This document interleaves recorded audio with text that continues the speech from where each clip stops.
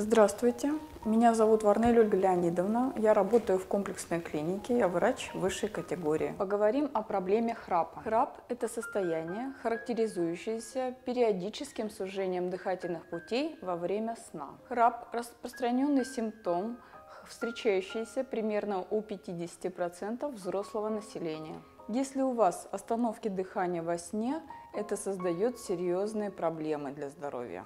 Жалобы пациенты предъявляют следующее: остановка дыхания во сне, частые пробуждения, приступы удушья в ночное время, разбитость по утрам, повышение артериального давления, выраженная дневная сонливость, снижение потенции. В нашей клинике применяется релюционный метод лечения храпа. Это пилар-имплантация. Небные импланты с успехом применяются в европейских клиниках. Методика представляет собой безопасную одноэтапную процедуру, альтернатива хирургическому лечению. Имплант укрепляет мягкое небо, тем самым делая его более упругим, что ослабляет динамические колебания неба во сне. Плюсы методики – это быстрое, практически безболезненное заживление.